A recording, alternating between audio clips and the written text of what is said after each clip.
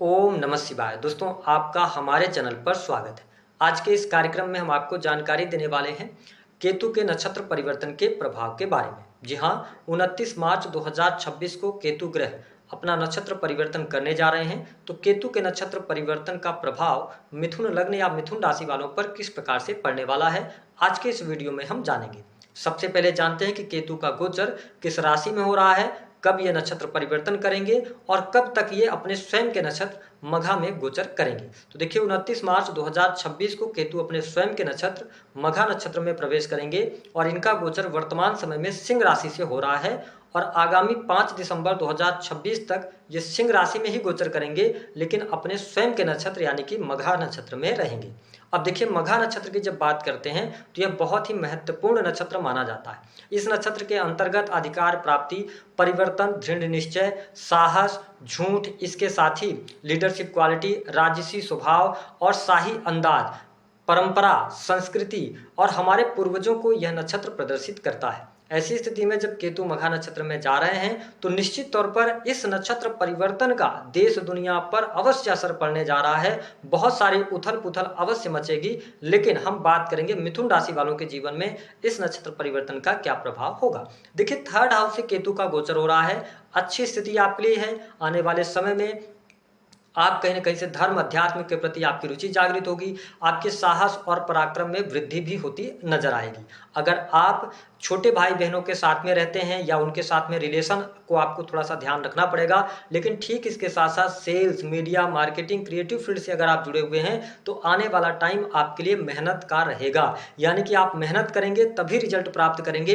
अगर आप sales, media, marketing, जो लोग आर्किटेक्ट हैं, कम्युनिकेशन से जुड़े कार्य करते हैं, अगर आप आलस्य करेंगे तो उसमें आपको नुकसान होगा। तो आने वाला टाइम अगर इस फील्ड के अंदर आप हैं तो आप जितनी मेहनत करेंगे उससे कई गुना आपको अच्छा रिजल्ट मिलेगा। लेकिन अगर आपने आलस्य दिखाया तो कहीं ना कहीं से इस केतु का नेगेटिव प्रभाव आपको देखने को मिलेगा। आने वाले समय में आप किसी न किसी गुरु के सानिध्य में जा सकते हैं। गुरु दीक्षा प्राप्त करने का यह बहुत अच्छा समय रहेगा और साथ ही आप देखेंगे कि छोटी छोटी धार्मिक यात्राएं भी आपके लिए होती हुई नजर आएंगी। यानी धर्म कर्म अध्यात्म में 100% आपकी रुचि यहाँ पर बढ़ती हुई नजर आ रही है। केतु महर्षि पराशर जी के अनुसार अगर देखें तो केतु की 5वीं, 7वीं और 9वीं दृष्टि होती है। कुछ लोग नहीं मानते हैं, लेकिन मेरा मानना है कि केतु की 5वीं, 7वीं और 9वीं दृष्टि होती है। तो केतु की पंचम दृष्टि जो पड़ेगी आपके 7th हाउस पर पड़ेगी। 7th हाउस पर पंचम दृष्टि पड़ने की वजह से कहीं ना कहीं से मैरिटल लाइफ में थोड़ा सा ये डिस्टर्बेंस अवश्य लेकर आएंगे।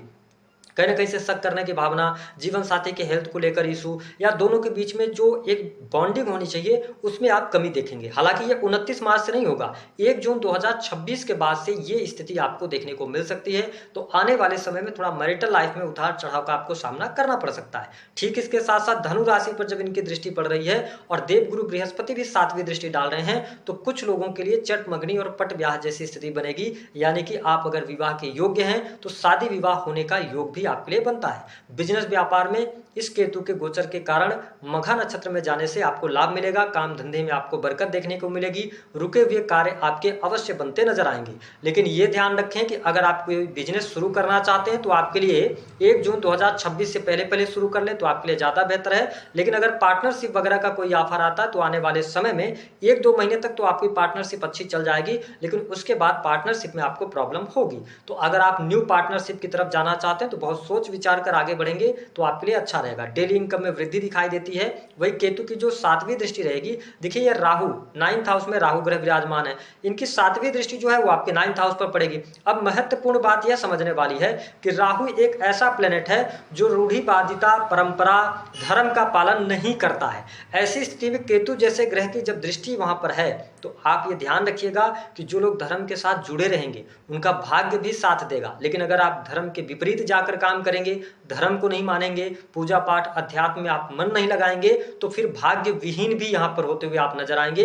यानी कि भाग्य का सहयोग नहीं मिलेगा। साथ ही 9th हाउस जो है यह आपके गुरु को शो करता है, धर्म को शो करता है। ठीक है, साथ ही कंसल्टेंसी जो लॉ के फील्ड वगैरह में है उनके लिए समय अच्छा है। लेकिन आप गुरुओं की, धर्म गुरुओं की अवहेलना बिल्कुल ना करें तो आपके लिए ज्यादा बेहतर रहेगा। साथ ही इस समय अवधि के दौरान विदेश में रह रहे लोगों को कुछ नई अपॉर्चुनिटीज मिलेंगी। यानी कि आपके काम धंधे में बरकत होगी। अगर आप विदेश विदेश जाकर नौकरी करना चाहते हैं, विदेश जाना चाहते हैं तो समय आपके लिए अनुकूल है, आप विदेश यात्रा कर सकते हैं। ठीक इसके साथ साथ नौकरी पेशा जीवन भी अच्छा रहेगा। जो लोग लॉ के फील्ड में हैं, जुडिशरी में हैं, उनके लिए अच्छी स्थिति बनेगी। जो लोग टीचिंग लाइन में भी जुड़े हुए हैं उनके लिए भी परिस्थितियां काफ़ी अच्छी रहने वाली रहेंगी। जो विद्यार्थी स्टूडेंट अगर विदेश जाकर पढ़ाई करना चाहते हैं उनके लिए अपॉर्चुनिटीज अच्छी दिखाई दे रही हैं।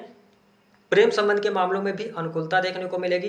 वही संतान की भी स्थिति आपके लिए अच्छी रहने वाली है। नौकरी पेशा जीवन से जुड़े जातकों के लिए विशेष तौर पर प्राइवेट सेक्टर में जो लोग काम कर रहे हैं उनके लिए अच्छी स्थिति तो बन रही है, लेकिन लगातार आपके वर्क प्लेस पर आपको काम की अधिकता परेशान कर सकती है या अतिरिक्त जिम्मेदारियां आपके ऊपर रहेंगी, जिसकी वजह से थोड़ा बहुत आप झुंझुलाहट महसूस कर सकते हैं या आप ऐसा फील कर सकते हैं कि आपको जितनी सैलरी मिल रही है, जितना आपसे काम लिया जा रहा है उसके अनुरूप आपको सैलरी नहीं दी जा रही है। यानी कि आप कई बार ऐसा महसूस करेंगे, लेकिन यह समय परिवर्तन का नहीं है, थोड़ा सा ध्यान रखिएगा।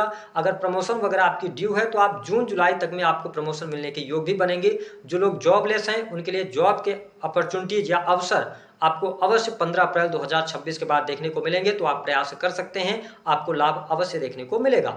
अगर देखा जाए तो केतु की जो नवम दृष्टि है ये नाइन्थ दृष्टि से आपके 11th हाउस को देख रहे हैं, तो देखिए कहीं ना कहीं से ये अच्छी स्थिति है।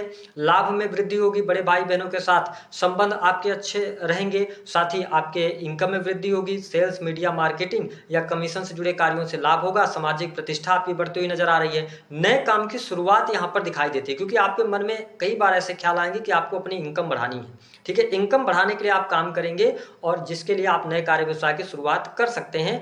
ओवरऑल अगर देखा जाए तो काम में कोई ना कोई परिवर्तन, आप नौकरी कर रहे हैं तो नौकरी में कोई चेंज हो सकता है, कुछ अच्छी अपॉर्चुनिटी आपको मिल सकती है। बिजनेस कर रहे हैं तो बिजनेस में कुछ आप एडॉप्ट कर सकते हैं, कुछ ऐड कर सकते हैं, चीजें कुछ अलग तरीके से करने की कोशिश करेंगे। ठीक है, इनकम बढ़ेगी, ये बात फैक्ट है, इनकम बढ़ेगी। बाकी जीवन में कुछ परिवर्तन जरूर होंगे और आप इन परिवर्तनों को मिथुन लग्न या मिथुन राशि वालों सकारात्मक तौर पर लीजिएगा, सारी चीजें आपके लिए बेहतर होती नजर आएंगी। तो दी गई जानकारी पसंद आई तो वीडियो को लाइक करें, चैनल को